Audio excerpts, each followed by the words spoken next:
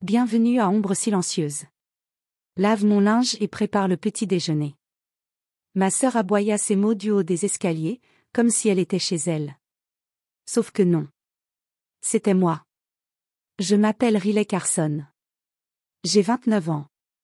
Et voici l'histoire de la façon dont l'arrogance a fini par se heurter à son miroir. Elle se tenait là, robe de chambre négligemment nouée, cheveux en chignon décoiffés, son téléphone à la main, telle une reine donnant des ordres. « Tu m'as bien entendu, Riley », dit-elle avec un sourire narquois.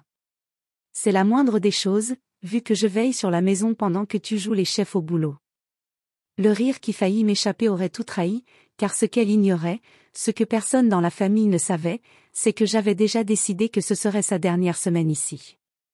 Je l'avais laissée emménager il y a 6 mois, après qu'elle ait prétendu être en train de se réorganiser 6 mois de loyer impayé, de vaisselle sale et de remarques passives-agressives à n'en plus finir sur le thème « Les femmes de carrière oublient leur famille ».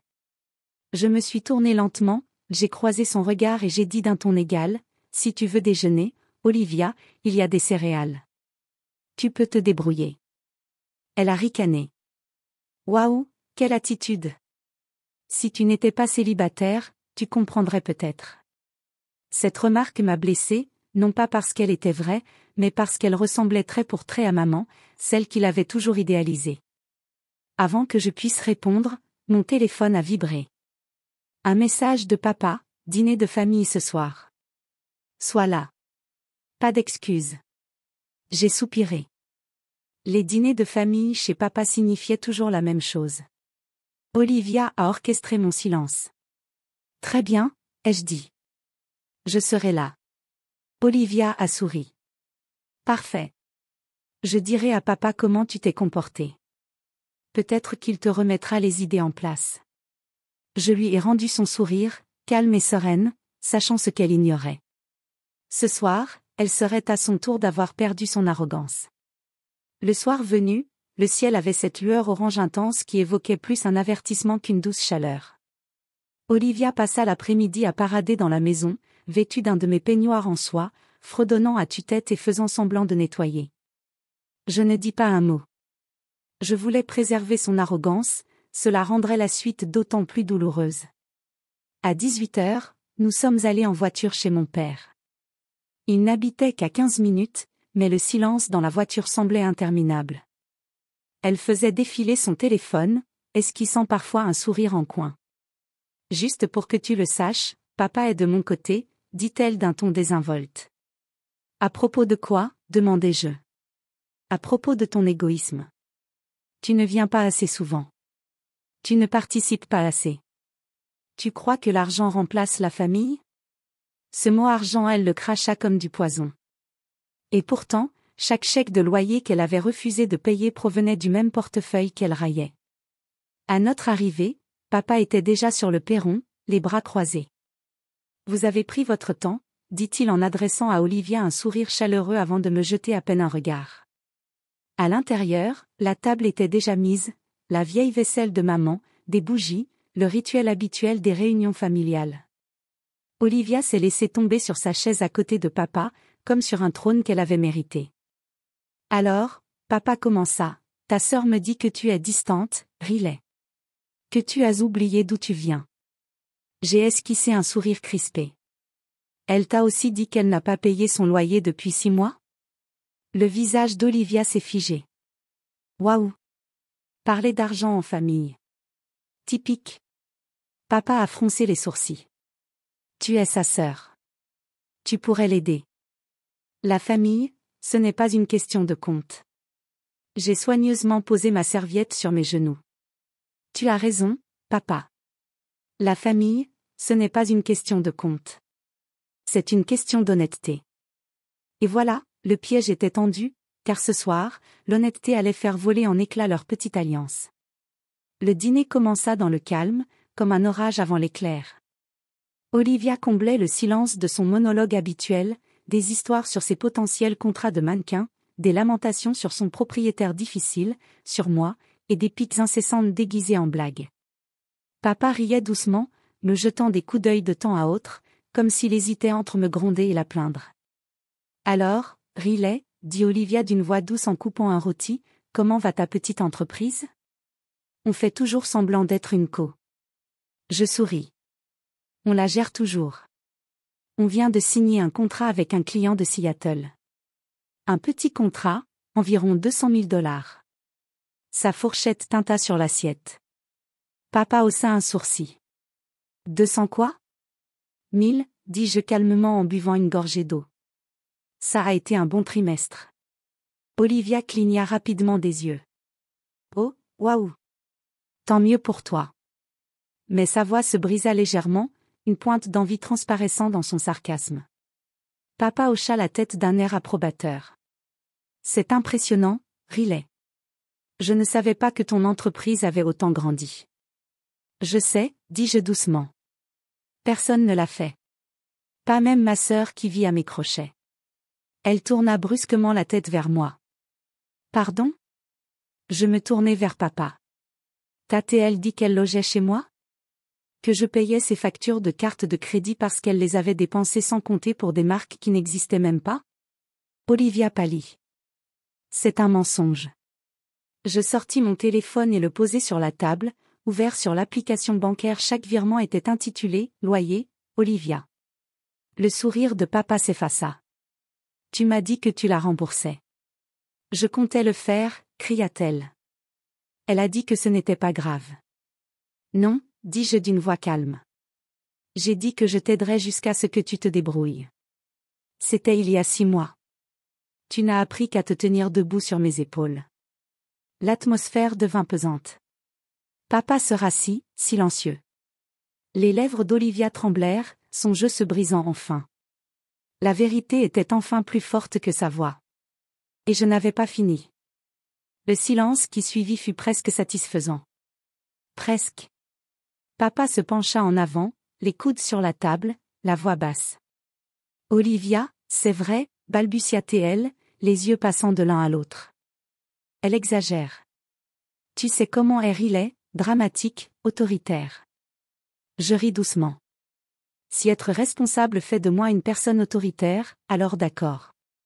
Mais si tu veux parler de drame, Olivia, tu pourrais peut-être lui dire ce que tu as fait la semaine dernière. Ses yeux s'écarquillèrent. Non. Vas-y, dit papa sèchement. Qu'est-ce qu'elle a fait? Je fis glisser mon téléphone sur la table à nouveau, ouvrant cette fois une photo, Olivia posant devant ma voiture, avec la légende « Cadeau d'anniversaire en avance de ma généreuse sœur ». Papa fronça les sourcils. Tu lui as acheté une voiture? Non, dis-je. Elle l'a empruntée pour faire des courses et a publié une photo en ligne. Je l'ai découverte quand un de mes clients l'a mentionnée. Olivia devint livide. C'était juste pour rire. Rire, dis-je doucement. Tu m'as humilié publiquement, tu as fait semblant que j'étais ta marraine, et tu as même osé me traiter de bonne ce matin. Papa cligna des yeux. Tu es quoi? Je répétai lentement, en articulant chaque syllabe avec force. Elle m'a traité de bonne. Il se tourna vers Olivia, la voix s'élevant. Tu as dit ça à ta sœur? Celle qui te loge? Ses lèvres tremblèrent. Je ne voulais pas dire ça comme. Papa la coupa. Ça suffit. Le même homme qui avait ignoré des années d'épuisement la regarda maintenant comme s'il la voyait pour la première fois. Et puis, pour la première fois, il se tourna vers moi et dit presque à voix basse, « Riley, tu aurais dû me le dire. » Je croisai son regard. J'ai essayé. Tu ne voulais juste pas entendre quoi que ce soit qui puisse la mettre dans l'embarras. Cette fois, il ne protesta pas. Il resta assis là, tel un roi sans royaume, réalisant qui, en réalité, avait tout maintenu à flot. La fourchette d'Olivia s'est écrasée contre son assiette, le bruit déchirant l'atmosphère tendue. Elle a repoussé sa chaise, le visage rouge. Tu en fais tout un drame pour me faire passer pour une idiote. Je n'ai pas élevé la voix. Ce n'était pas nécessaire. Tu l'as bien cherché. Papa s'est frotté les tempes, la fatigue remplaçant la colère. Ça suffit, tous les deux. Mais son regard restait fixé sur elle. C'était nouveau. Maman est apparue de la cuisine, s'essuyant les mains avec un torchon. Qu'est-ce qui se passe? Olivia a saisi l'occasion. Elle ment, maman.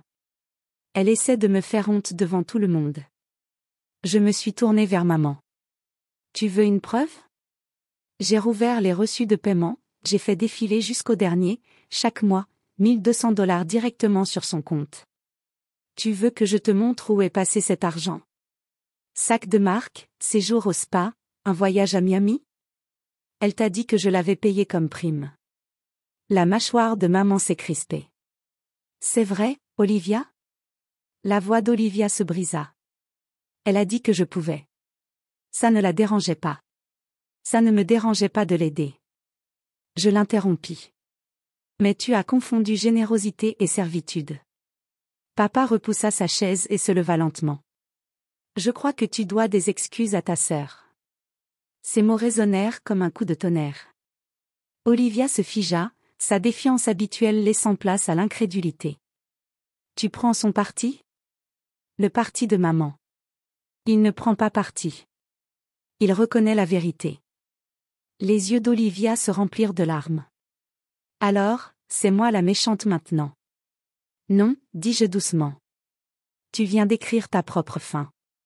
Elle me regarda, les lèvres tremblantes.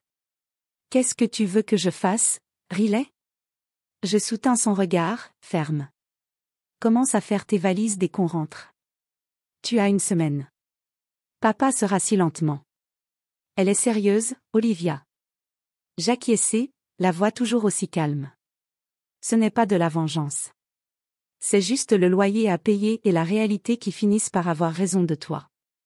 Olivia resta figée au milieu de la salle à manger, les lèvres entr'ouvertes, une larme suspendue à sa joue. Pour une fois, elle n'avait pas de réplique toute faite, pas de répartie, aucun moyen de retourner la situation. Papa expira lentement. Fais tes valises. Sa voix était basse, mais définitive. Riley t'a assez porté. Maman attrapa son bras en murmurant, Richard. Mais il ne quitta pas Olivia des yeux. Elle a fait tout ce qu'on aurait dû faire il y a des années. Poser des limites. Olivia se tourna brusquement vers moi, les yeux exorbités. Tu montes papa contre moi. Non, dis-je doucement. C'est toi qui as fait ça quand tu as décidé que j'étais indigne de toi. Mes mots résonnèrent sur les murs, lourds et vrais.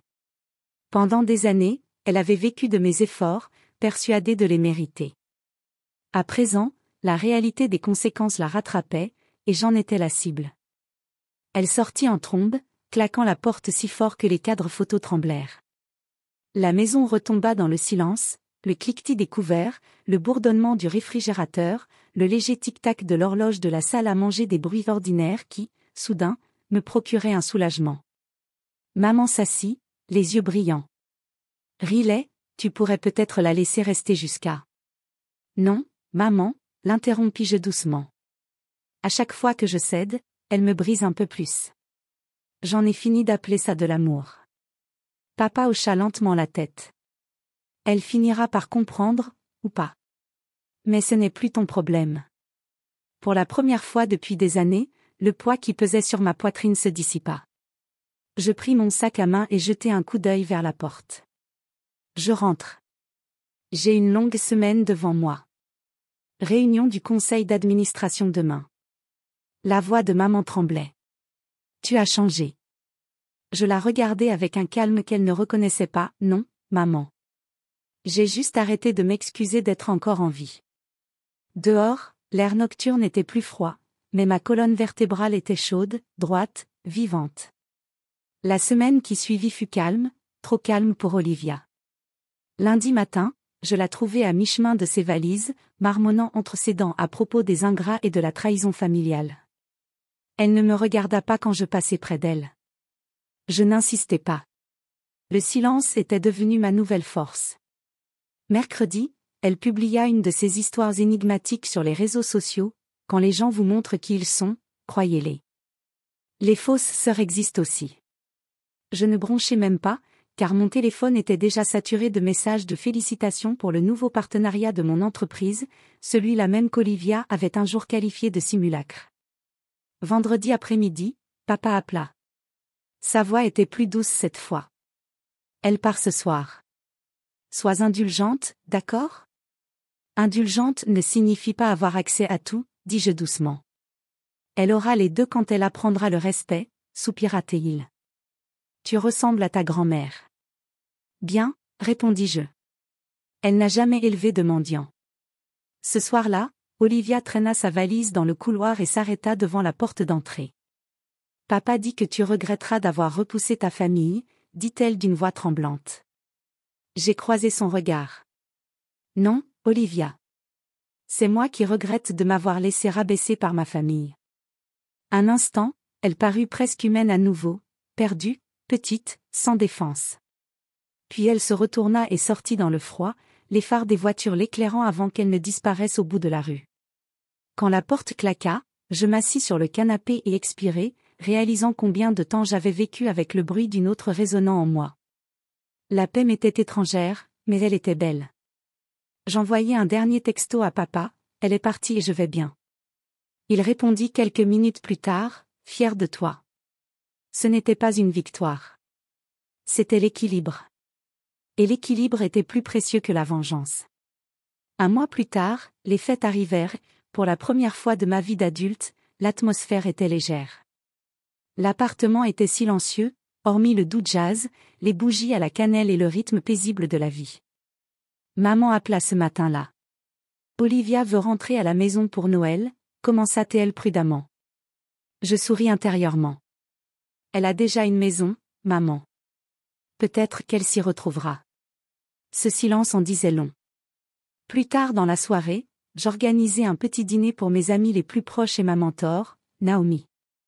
La table rayonnait de chaleur, les rires remplissaient l'air comme une musique de celle que ma famille n'a jamais appris à entendre. Naomi leva son verre à ses frontières qui deviennent des ponts, et non des cages. Chacun trinqua. Je tins le mien un instant de plus, laissant le poids de ses paroles s'installer. Après le dîner, j'ouvris mon ordinateur portable pour approuver la nouvelle initiative de la Fondation, le Fonds de relance, un programme destiné aux femmes qui reconstruisent leur vie après une trahison familiale. L'ironie ne m'échappait pas. J'étais devenu exactement ce dont j'avais eu besoin des années auparavant. À minuit, on frappa à la porte. Ethan ouvrit, puis se tourna vers moi et murmura « C'est Olivia ».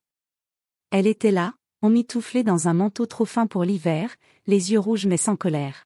« J'ai décroché le poste que tu m'as proposé », dit-elle doucement. « Je sais », ai-je répondu. « Félicitations. » Elle a hésité, puis a ajouté « Je suis désolée, Riley. » J'ai acquiescé. Alors commence par être bienveillante envers toi-même. C'est par là que tout commence. Elle a hoché la tête à son tour, et pour la première fois, cela ne ressemblait pas à une comédie. Elle s'est retournée et est partie, la neige effaçant ses pas. J'ai fermé la porte et me suis appuyée contre elle, respirant le parfum des pins et une douce quiétude. Certaines histoires ne se terminent pas par le pardon. Elles se terminent par la compréhension. Et parfois, c'est tout.